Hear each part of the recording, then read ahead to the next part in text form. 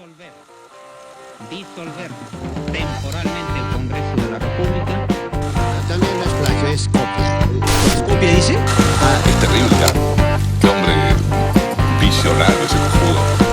Sí, me declaro inocente, totalmente inocente. Hola, soy Pedro Salinas y esto es Rajes del Oficio. Vamos a conversar hoy con Tony Zapata, historiador, politólogo también, Tony, ¿no? No, en realidad no, historiador nomás. Ah, ya, historiador, lo dejamos ahí. Ya es una cosa importante, ¿ah? Ya es una cosa importante. Oye, bienvenido nuevamente, Tony, por acá. Gracias, Pedro, por la invitación. Oye, quería arrancar con uno de los últimos textos de César Hildebrandt en su semanario, haciendo el balance de los 6 meses de Dina Boluarte. Empezaba diciendo, 6 meses después, Dina Boluarte sigue allí, ¿no? Como el dinosaurio de Monterroso.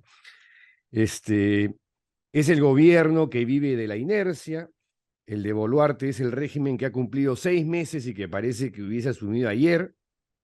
Estos 6 meses han servido para consolidar la hegemonía indiscutible de un Congreso dominado por lo peor de la derecha más bruta y achorada, la derecha del callejón de un solo canon, con almirantes de aguas servidas a la cabeza y el fujimorismo moviéndolo todo. Ha desmantelado la reforma universitaria, corrompido el Tribunal Constitucional, tergiversado la Defensoría del Pueblo y arremetido contra la autonomía de los procuradores. Les falta arrasar con el sistema electoral, pero eso es algo en lo que están trabajando intensamente. ¿Eso es lo que sigue o la Junta Nacional de Justicia? Bueno, cualquiera de los dos, ¿no? Está dentro de su orden de prioridades, Jurado Nacional de Elecciones, por la importancia indiscutible, ¿no? Que tiene no solo el jurado, también la OMPE y el RENIEC, los organismos electorales en su conjunto, pero por otro lado, pues el Sistema Nacional de Justicia es clave para un grupo que, como todos sabemos o todos estamos viendo, está fuertemente infiltrado, con muchas conexiones con la economía ilegal, de tal manera que tener un sistema judicial contemplativo con este tipo de crímenes es muy bueno para una organización de este tipo. Entonces, las dos pueden ser prioridades. Juzgo en ese sentido que los 6 meses de Dina Boluarte no han sido en vano, no han sido como poca cosa, sino que ha avanzado bastante en la agenda más extremista de la derecha. Cuando ella dice quieren más muertes, ¿no? A propósito de que aparentemente habrían futuras movilizaciones, ¿qué impresión te dejó esa frase? Un poco estremecedora, ¿no? En el sentido de que muy cruda y entonces choca y luego de pensar un poco en ello, en el fondo le agradeces que sea tan cruda porque normalmente los políticos se mueven con un lenguaje más sutil, donde hay más insinuaciones y menos reconocimientos. En esta ocasión era tan cruda que constituye pues un reconocimiento de parte. Ahora asusta, ¿no? Sí, claro, porque sonó como amenaza. Y Claro, si no lo claro. hizo deliberadamente, fue una suerte de chispoteo freudiano, ¿no? O algo así. Bueno, sí, no. No he leído la intervención completa, solamente la frase dicha así sola suena pues efectivamente como reconocimiento de culpa y amenaza, ¿no? No, yo sí he escuchado la declaración completa y la hice en el contexto de que si hay gente que viene acicateando nuevas movilizaciones, eso podría pasar. Con lo cual me Bueno, pues suena, pues, oye, ¿qué es esto, no?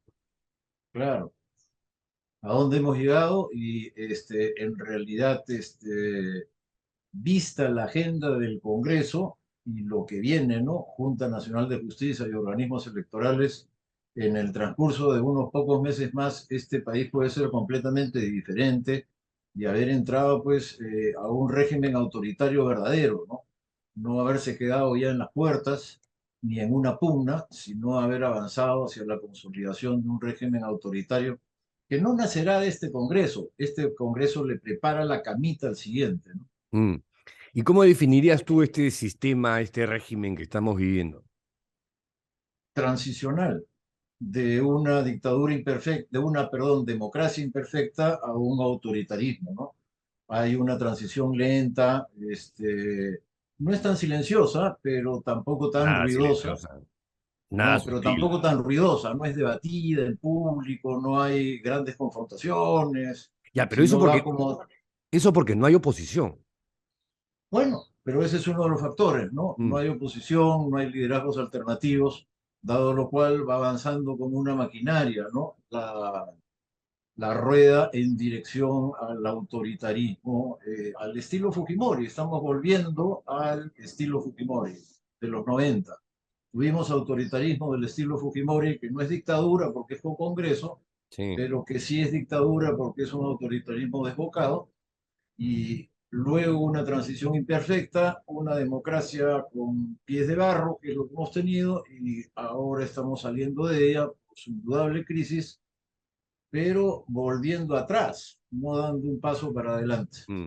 ¿Cuáles dirías tú que son los símiles, los principales símiles y las principales diferencias entre esto que estamos viviendo ahora con el régimen autocrático de Fujimori y Montesinos?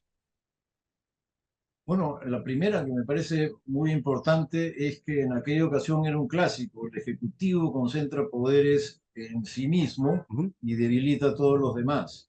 Eso lleva a la personalización, ¿no? Del poder. Uno solo es el que gobierna y se eleva como una autoridad que concentra pues todo. Mientras que ahora es el Parlamento que va tomando control de los diversos organismos públicos, y el Parlamento es mucha gente. Mm. El Parlamento es difícil de manejar. El Parlamento son muchos grupos, muchas tendencias, van de un lado, van de otro lado. Y por otro lado, un segundo punto con respecto a los parlamentos es que las mayorías cambian. Ahorita van a elegir junta directiva, no estoy seguro de qué junta directiva saldrá de las últimas movidas, y es algo fluido, ¿no?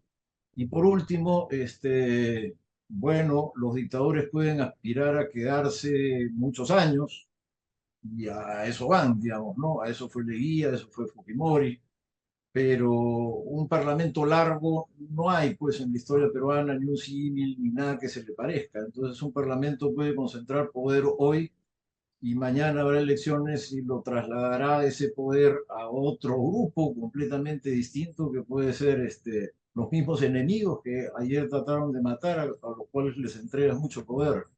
Entonces, una dictadura parlamentaria tiene algo de frágil, de poco sólido, ¿no? Y de pocas perspectivas de continuidad.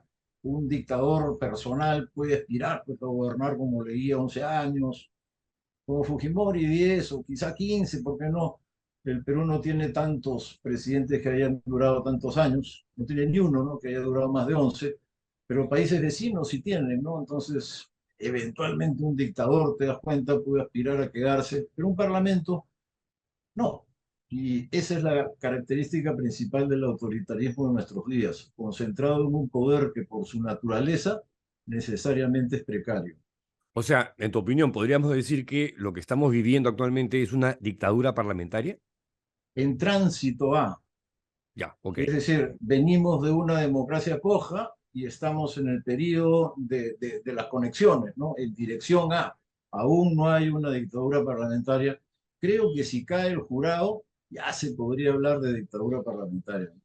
Ahora, esta situación tan particular y a la vez tan alucinógena de que el Congreso tenga este poder inaudito, ¿no es cierto?, de ir copando instituciones, empezando por la SUNEDU, la Defensoría del Pueblo, el Tribunal Constitucional, con una desaprobación impresionante, altísima, ¿no? Y una aprobación misérrima.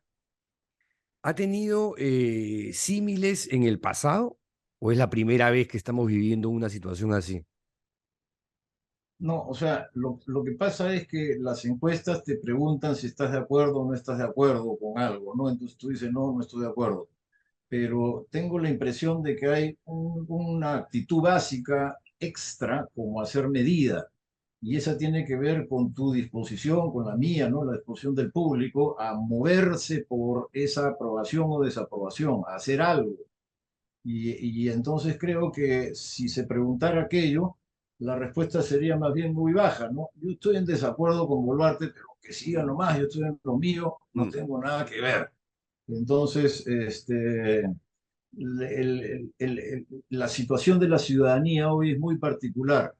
No es que no tenga opinión, sí tiene opinión, y la opinión es en contra, pero no tiene ganas de movilizarse, de ir al choque, de dar una pelea, de confrontar, sino tiene demasiadas necesidades, la situación es muy difícil, además matan, amenazan que volverán a Claro. hacerlo, y entonces yo estoy en otra cosa.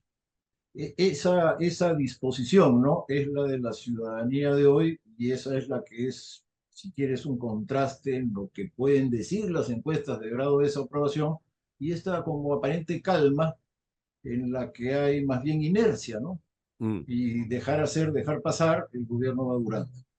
Y la ausencia de líderes en la oposición, lo comentábamos hace un rato, pero ¿a qué lo atribuyes? ¿Por qué no hay? ¿Por qué no salen? Bueno, me da, no sé, no, pero una de las ideas que yo tengo es que es un momento de bien baja calidad en general en el país, ¿no? Sí, pues. Y que la gente que tiene más talento está bien retraída a la vida privada, porque la vida pública parece, por un lado, como muy corrupta, y el que se mete ahí se embarra, y por otro lado llena de juicios, llena de insultos, y entonces entrar a eso es embarrarse uno, la familia. Entonces me da la impresión que la gente de talento en el Perú, que abunda, más bien evitan las carreras políticas hoy en día, las carreras públicas, y se refugian en alguna ciencia, en alguna, no sé, en alguna disciplina, en algún arte, ¿no? Y ahí destacan y brillan, o en algún deporte, pero que pocos son los que se atreven a meterse a un mundillo como el político, como el público, ¿no? Que es tan sucio.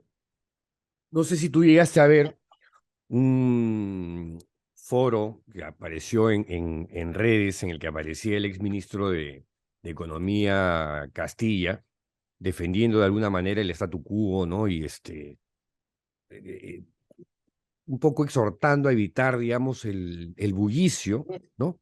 Para mantener las cosas como están, porque vemos, la economía es lo primero.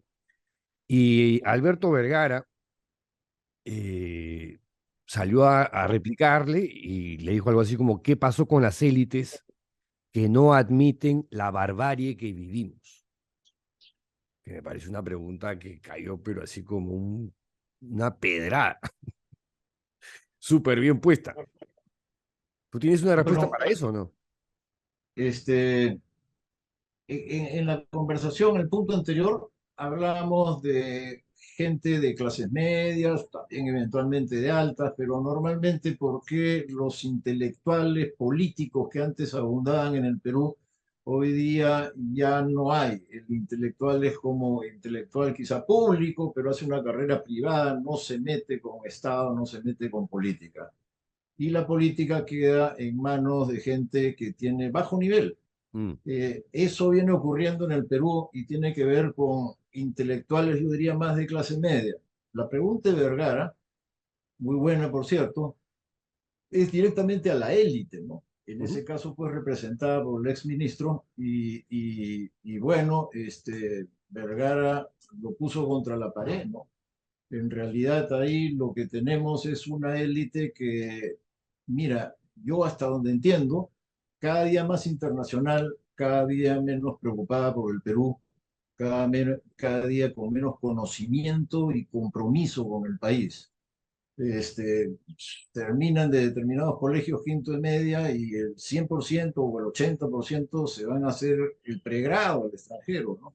Mm. Traban ahí sus relaciones y luego la perspectiva de la compañía ya es internacional, el capital se mueve. Entonces, están siendo esas élites a través de esto como fugándose, ¿no? Y probablemente en 30, 40 años habrá ascendido una nueva élite que viene de ese grupo empresarial en ascenso, que tampoco es que sea muy sano, porque está muy conectado con informalidad y con ilegalidad, pero probablemente estamos ante el ascenso de una nueva élite machola en el Perú y la extranjerización de la que no hemos conocido cuando éramos jóvenes nosotros. Hace bastante tiempo. Sí, hace bastante tiempo, pero ese proceso va avanzando. Te aseguro que en mi época los jóvenes del Marcan y estos colegios, ¿no? A1 estudiaban en universidades peruanas, en la UNI. Mm. Hoy día ninguno, ¿no? Ahora, Entonces, creo que eso significa algo, significa un proceso de extranjerización de la élite y de falta de compromiso con el país. Aquí siguen mis inversiones, pero no necesariamente por mucho tiempo, porque como sabemos tú y yo, si tienes capital, puedes invertirlo aquí y allá. Entonces, hay un proceso de extranjerización de la vieja élite y el ascenso de una nueva, de composición social muy diferente, de educación muy distinta, de tradiciones también muy diferentes. el germen del fascismo, ¿no? Lo estamos viendo básicamente en Lima, pero que avanza y se despliega con absoluta impunidad y poco a poco, así como increyendo de la mano de algunas organizaciones políticas, grupos de extrema derecha o ultraconservadores en lo religioso. ¿Qué paralelismos hay entre ese fenómeno de ahora con acontecimientos o situaciones parecidas en el pasado de la historia del Perú? Bueno, el ascenso del fascismo, como le has llamado, no es un asunto solamente peruano, ¿no? Hay un asunto internacional Es verdad. bastante marcado en América Latina que retroalimenta el peruano. Tiene muchas conexiones con España y ahí hay una larga tradición también de los grupos de extrema derecha de su conexión con España. Porque el antecedente clásico son pues los años 30, cuando en el Perú había la Unión Revolucionaria, un partido explícitamente fascista, que vestía con camisas negras, que hacía el saludo así al estilo Mussolini, Ujú. y hacía desfiles y romerías, y ganaba las calles y que tenía fuerza en masas, porque realmente fue un partido muy grande y muy bien establecido, pero era abiertamente fascista, y sus conexiones, si quieres, políticas, espirituales, eran con España, pues, más con Primo de Rivera, con la Falange, ¿no? Mm. Que con Mussolini o con Hitler, ¿no? Menos con Hitler. Realmente era pues la comunidad de lengua, hacía que los fascismos españoles y peruanos fueran los que conversaran, español y latinoamericanos, y en este caso peruanos fueran los que conversaran. Y bueno, ese fascismo fue como una versión particular del fascismo, ¿no? Es Franco por delante, ¿no? Es la Iglesia Católica, entonces son determinados valores tradicionales. Y esos valores conservadores tradicionales son los que hemos visto surgir en la década anterior, primero con movimientos tipo Con mis hijos no te metas, Ujú. y luego su expresión política, pues, ¿no? En Renovación Popular. ¿Crees que eso va a seguir creciendo o se va a encapsular? Bueno, mira, volvamos a las encuestas que le dan 80% de desaprobación a Dina y como 90, 80 y tantos al Congreso. Yo tengo cierta expectativa sobre esa opinión porque viene siendo consistente y si se prolonga un tiempo más y llega pues hasta la próxima coyuntura electoral, se tiene que traducir en algo de oposición a Dina, ¿no? Es decir, algún grupo, alguna corriente de oposición a Dina tiene que ser beneficiado de ese temperamento ciudadano. Entonces, pienso, ¿no? Que de armarse una coalición eh, democrática, como de oposición democrática al tránsito al autoritarismo, ¿no? En momento de tránsito al autoritarismo es posible, ¿no? Armar una coalición que resista, ¿no? Y que se oponga a esto y que logre más bien volver a una forma de democracia, hacer una pugna, no permitir que vaya tan fácil. Pienso que el temperamento ciudadano puede acompañar una propuesta de este tipo y que dependerá pues de la calidad de los líderes de jugarse en esta dirección. Ahora, ¿qué cosa crees tú que es lo peor que nos puede pasar? Si no Lo hay que esa, estamos, si no hay esa coalición democrática, lo peor que le ha pasado autoritaria. al Perú Sí. es autoritarismos relativamente prolongados que han sido, pues, si quieres, Fujimori, antes los mismos militares, digamos, ¿no? El gobierno militar, y antes, pues, Odría, y antes Benavides. Entonces, sí han habido autoritarismos prolongados, normalmente han sido Fuerza Armada. En aquella época la iglesia era muy tradicional y era como un soporte ideológico, hoy día ya no lo es más, pero Fuerza Armada siempre. Y muy antidemocrático, ¿no? Muy restándole los derechos a la ciudadanía, derechos a participación inclusive, ¿no? Determinados partidos no pueden participar, te persiguen, te hostigan. Y en la sociedad, pues valores muy conservadores que vuelven a ser como muy jerárquicos y entonces una sociedad muy estamental, ¿no? Mm. Eso es lo que, a eso estamos retrocediendo, ¿no? Cada vez más estamental y cada vez más autoritaria. No, y la instrumentalización de la justicia para perseguir, ¿no? Yo acabo de revisar con espanto lo que está pasando en Guatemala con el presidente Gianmatei, que se le ha ido con todo encima a José Rubén Zamora, el fundador del periódico, que tuvo que cerrar porque lo llenaron de juicios. Y ahora lo han condenado por lavado de activos en un proceso absolutamente irregular y cuestionado por organismos que definen la libertad de prensa y los derechos humanos. Y están viendo que esos 6 años son muy poco y quieren que sean 40, ¿no? Zamora tiene 66 años, o sea, lo quieren matar en la cárcel, pero lo están haciendo. O sea, yo a lo que voy es ya la falta de pudor, de rubor en la cara para simplemente vamos a hacer esto y vamos con todo y nos vamos contra este y después nos vamos contra el otro y así, ¿no?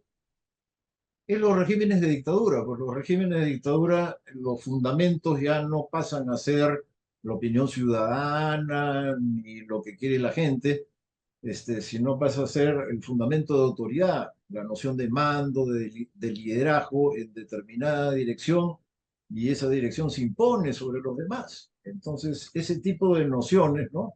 Liderazgo, mando, fuerza, y en una dirección, ¿qué importa la gente? ¿Qué importa lo que piensen? Ese tipo de nociones están cada día más fuertes, y si no se les enfrenta, pues me temo que van a ganar, no obstante que la ciudadanía no lo respalda, pues porque ese nivel de desaprobación de Dina y del Congreso expresa que la gente realmente no quiere el rumbo que estamos tomando. ¿Y cómo interpretas tú ¿cómo llamarlo? Afecto, esta atracción por modelos en plan Bukele, ¿no? Sí, es grande. Es Es alucinante, grande también. es Sí, alucinante. sí. Alucinante, sí. La mayor parte de los taxistas de Lima con los cuales hablas de política, de algún modo u otro, se remiten a Bukele y expresan su admiración. Claro, ya no es Bolsonaro, ahora es Bukele. Sí, no, no, Bolsonaro me parece que nunca tuvo tanto éxito. Bukele sí lo tiene, ¿ah? Sí, Bukele es la idea de enfrentar la inseguridad con firmeza, ¿no? sí. Y de sembrar más bien seguridad gracias a aislar a los indeseables en cárceles donde paguen sus penas. Y muchísima gente que combina ideas más liberales y progresistas, pues incorpora este punto porque la inseguridad a ciertas personas no nos parece tan grave, y a otros pues le parece lo peor del mundo, ¿no? Entonces, este tipo de gentes para las cuales la inseguridad es como el número uno, es la gente que sostiene soluciones a la Bukele. Mm. Pero tienes razón en anotarlo. Es una contradicción en la manera de mirar el mundo y está creciendo este punto. Mira, yo vivo en el campo y la inseguridad acá sí es un tema, pero Claro. no se me ocurre, o sea, pensar o en tener como alcalde de Mala o presidente del Perú a un Bukele, ¿no? O sea, son cosas totalmente distintas. Bueno, pero como te digo, los taxistas de Lima empiezan a ser unánimes alrededor de sostener un Bukele y los taxistas de Lima tienen fama de ser una especie de barómetro, ¿no? Mm. Tú decías, bueno, lo has comentado acá también de alguna forma en una entrevista reciente en el diario La República del 1 de junio que te hace Henry Cotos, em, que te pregunta qué nos espera, y tú dices, nos espera una reacción ciudadana, ¿no? Que era lo que tú comentabas, que ojalá se arme una suerte, pues, de coalición democrática, antidictatorial o algo por el estilo. Pero esas no salen, pues, espontáneamente. Alguien tiene No, que organizarlas. claro, Y ese alguien alguien no con existe. legitimidad, ¿no? Por ejemplo, cuando terminaba Odría, y Odría tenía ganas más bien de no hacer unas elecciones libres, ¿no? Sino de dejar un favorito de Palacio, ¿no? Odría quería unas elecciones amañadas y continuidad, ¿no? Se forma una coalición nacional, llamada Coalición Nacional, que es un grupo en realidad como de señores de élite, ¿ah? Mujica Gallo, que se movilizan, que invierten, que la luchan, que dan la pelea, que van a un teatro, lo llenan, que sacan un manifiesto y que plantean condiciones. Mm. Y finalmente, como intervienen otras fuerzas también, ¿no? El APRA estaba en la movida, por supuesto. Finalmente Odría no pudo hacer lo que quiso y las elecciones fueron, digamos, medianamente abiertas porque no fueron completamente democráticas, pero medianamente abiertas. Pero sí, pues hubo un grupo, estos de la coalición nacional, que se compran el pleito. Entonces, si no hay un grupo que galvanice Mm. la voluntad ciudadana, los sentimientos ciudadanos, finalmente no hay acción política, ¿no? Porque en política todo depende de la iniciativa, del liderazgo, de la organización, de la fuerza. Y si no hay, entonces se disipa, pues, ¿no?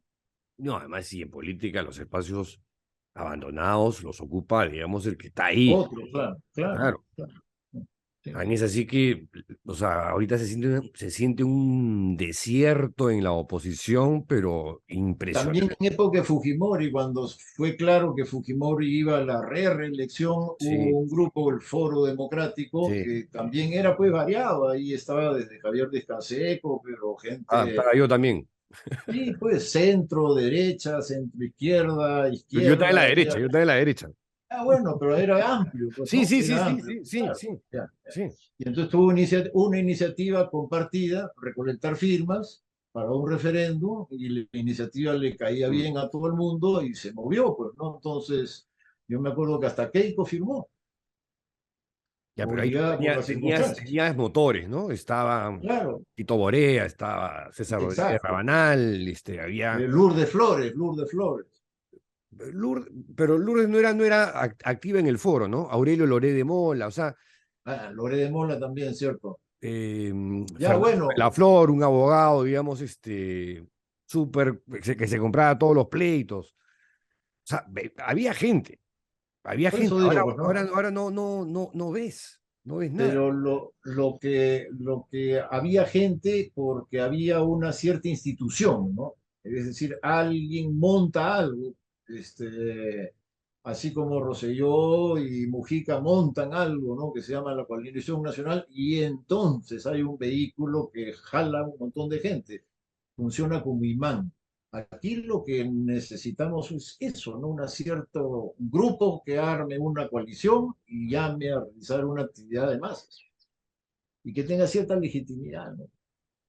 Oye, sobre Mujica Gallo, que ya lo has mencionado un par de veces, hay un libro o Sí, lo que pasa es que ha habido una presentación ayer y estaba en la mesa, entonces ya, lo tengo en la cabeza. ya. Disculpa.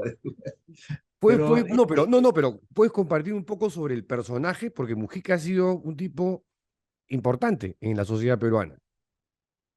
era polifacético y Sí, tuvo una carrera con muchos intereses en el arte, los toros, Picasso, en fin, una carrera por muchos intereses y siempre por todo lo alto, que me parece una persona talentosa y como muy activa, muy intensa, ¿no? Totalmente entregado a estas cosas, ¿no?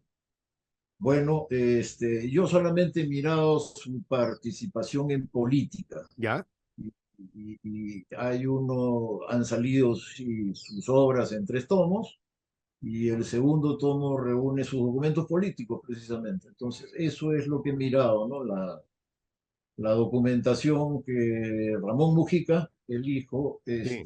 y sus hermanos han reunido para esto. Lo Han voy a pedir. editado el libro, ¿no? ¿Y lo están vendiendo? Sí, sí, sí. Ayer era el lanzamiento.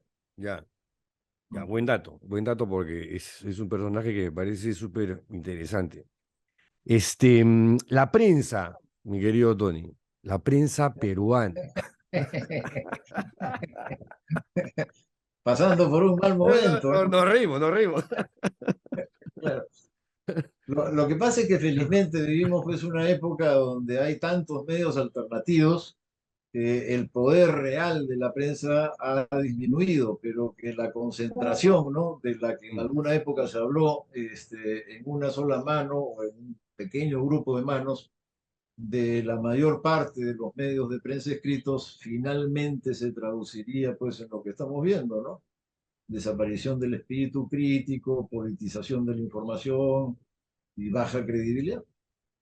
Tú lo mencionabas ahora, lo menciono yo a Mujica Gallo, quien en su momento era el principal propietario del diario Expreso, ¿no? Sí, fundador, pues fundador. Por eso, y cuando Expreso pues era un periódico decente, ¿no? De derecha, liberal, lo que tú quieras, ¿no? Conservador en algunas cosas, pero miren lo que se ha convertido hoy por hoy. O sea, es un periódico, un pasquín, pero de la extrema derecha, de la derecha bruta y achorada, pero está ahí, tú lo ves en los kioscos con más páginas que el comercio. Eso me decía una kiosquera. ¿Ha visto, señor, que el comercio ahora es más delgado que Expreso? Como diciendo, Mm, ay, me dio un dato alucinante, ¿eh? Ella solamente recibe 4 ejemplares del comercio para su kiosco. 3 lo reparte y 1 lo cuelga y siempre llega alguien en el día a comprarlo, como yo llegué a comprar, con suerte. Agarré el número. Me dice, cuando me traen 5, yo el quinto lo devuelvo. O sea, ya es y claro, ellos me le decía con pena, ¿no? Porque para ella, cuando el comercio se vendía, ella ganaba.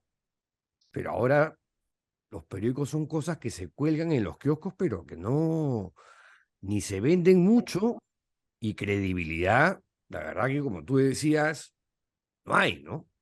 baja, sí. Ahora, también hay, porque por ejemplo yo no estoy suscrito y lo recibo acá en el teléfono, ¿no? Lo voy viendo durante el día. Creo que hay otro mercado, ¿no? Que ha crecido y que podrían estarse manteniendo con un poquito más de influencia, porque lo que el papel está pues por los Mm, suelos en todas sí, partes, ¿no? sí. Es el papel lo que está por los suelos. Ya, ¿y tú Y qué medios consumes, por ejemplo, para informarte? Willax, el país de España, luego el comercio y la República, esos 3 diariamente, y Twitter. Y Twitter Twitter, me lleva a abrir acá, a claro. abrir allá cuando Ya, encuentro algo, ¿no? es como hago Claro, yo también, es como hago yo claro. también. Ya, ¿y televisión en señal abierta? ¿Prendes la televisión o la prendes para Sí, ver, sí, sí, no sé, para series, ver documentales? series Sí, series y documentales, pero poco de las informa- noticias, sí, no, poco. yo cero, ¿ah? O sea, no No, se me no ocurre tanto prender como un cero, canal. pero poco. Y sin embargo, unos años atrás, dada mi modo de ser, era un ávido consumidora de Canal N, los No, yo noticieros también. de los domingos, Sí, atento, ¿no? mientras que ahora pasan por total indiferencia, ¿no? El detective italiano del 144 es mucho más atractivo que los dominicales ¿no? Los antiguos dominicales de las 8. ¿Por qué crees tú que ha habido este giro de 180 grados en materia de credibilidad de medios de comunicación convencionales? Porque antes, como dices tú, yo también veía la televisión, esperaba los programas dominicales, leía varios periódicos, revistas, ahora bueno, leo La República, El Comercio y Hildebrand en sus 13. Claro, yo también. Y después Sí, para de contar, ¿ah? Y todo lo demás claro. ya lo veo por internet. Efectivamente, El País de España, El Mundo, El Diario.es, New York Times en español, BBC Mundo y qué sé yo, pero televisión cero. Bueno, hemos venido viendo cómo se ha ido perdiendo el espíritu crítico a partir de la formación, no sé si es estrictamente un monopolio o parece más un oligopolio, como que son varios grupos que se encuentran y que al final tienen un control bastante grande de los medios. Y eso está combinado entre escrito y televisión. Eso lleva al final a falta de espíritu crítico y por lo tanto a que se difunda una sola versión. Y esa versión empieza a ser poco creíble y la gente se desapega de ello. Recuerda la prensa parametrada de la época de Morales Bermúdez. Ujú. Habían diarios también y eran todos y nadie creía en ellos. Por ahí salía un periodiquito chiquito, sea de derecha o de izquierda, y la gente con avidez lo consumía porque estaba en búsqueda de otras noticias. Hoy día lo veo un poco así, ¿no? Sea como parametrado por sí misma, ya no por parte del poder, la prensa, a Mm. partir del control del capital sobre, como te digo, un monopolio que se ha formado y entonces ya no hay nada de interés, no hay polémica, no hay debate, no hay esto de que se retruca una noticia con otra y se presenta una información y se contesta con otra interpretación, ya no hay nada de eso. Entonces se vuelve gris, monótono, no convence a nadie y se cae la credibilidad. Ahora, dejando de lado la política, mi querido Tony, y pasando a temas más divertidos o entretenidos, ¿qué series, documentales, películas has visto recientemente que te han enganchado? Creo que mal palo te arrimas porque ¿Lo ves? ¿Lo ves? nunca he sido de imágenes, ni de ir al cine, ni de No, preocuparme por... No, no, no, o yo sea, soy de no, leer. Netflix, No, no, ni siquiera nada, tengo. Soy nada. de leer, soy de leer. Ya, entonces hablemos de qué cosas estás leyendo o qué cosas has Bueno, leído recientemente que han capturado tu atención, además del libro de Mujica. sí, mira, acá tengo al lado las cosas que estoy leyendo ahora mismo y son desde Mijail Mitrovic, un libro sobre arte comprometido en los años 70-80, Wow. y contarte que ayer compré el libro de Dumet Ah, el sobre, último. El sí, último. el último sobre Rabines.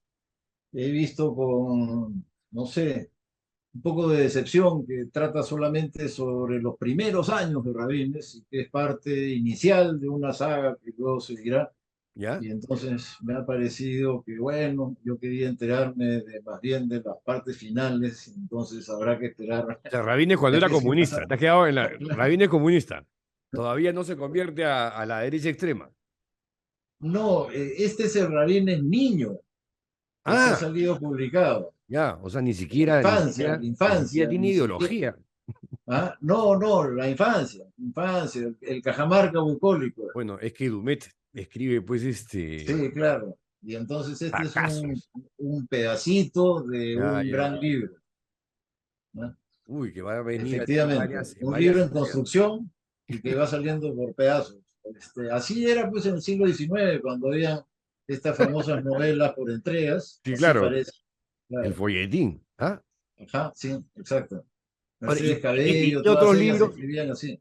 ¿Qué otros libros tienes ahí en tu...? Porque yo mi mes de noche tengo, ¿no? Eso dice que tienes una, No, una ruma que es soy ¿en qué profe momento? universitario y tengo que dictar clases sobre determinados temas. Este semestre he estado trabajando asuntos que tienen que ver con indigenismo, movimientos campesinos. Entonces, me toca una clase bien interesante sobre Arguedas, la ¿Ya? tesis sobre las comunidades de España y del Perú. Es una tesis bien interesante porque es un libro bien interesante porque es la tesis de doctorado de Arguedas. ¿Ya? Arguedas estudió antropología y esta es su tesis doctoral y consistió en la tesis en buscar en España rastros de formaciones en el campesinado muy antiguas, de comunidades muy viejas, medievales, y con la idea que la comunidad de campesinos del Perú no eran los viejos ayllus, sino que la comunidad de campesinos del Perú había venido de España, que los españoles en la época de Toledo habían reorganizado la vida social, la organización social de los indígenas y habían trasplantado comunidades que venían del medioevo español. Pues bien, Arguedas, uno de los pocos casos que conozco, fue a Europa en búsqueda del atraso. Fue a Europa a buscar la supervivencia de lo viejo, cosa que hacen los antropólogos europeos con frecuencia cuando vienen a Latinoamérica. Ujú. Él hizo el viaje al revés, pero con el mismo propósito.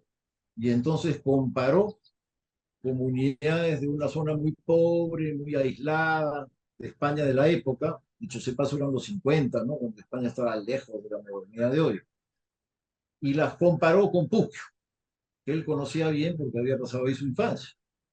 Es una comparación entre Puquio y comunidades muy viejas, muy atrasadas de España, a las que encuentra muy parecidas y en ciertas cosas muy diferentes, por supuesto, pero hay una semejanza estructural, ¿no? Oye, qué fascinante, ¿ah? Lo que acabas de Es un contar. gran libro, ¿ah? Es un gran libro. Un Arguedas que se conoce poco porque, como te digo, todos conocemos al novelista, Sí. pero al antropólogo es menos conocido. Oye, la próxima vez te llamo para conversar sobre estos temas que me parecen más fascinantes que hablar sobre coyuntura política peruana, que es así. No, además siempre hablamos lo mismo, lo mismo, lo mismo. No hay Bueno, salida, y no hay salida. estamos a la espera antes que no haya salida. A eso llamo yo esperanza. Ya ves. Mi querido Tony, gracias una vez A más ti las por gracias. esta conversa y hasta cualquier momento nuevamente con ustedes amigos. Hasta la siguiente entrevista. Chao.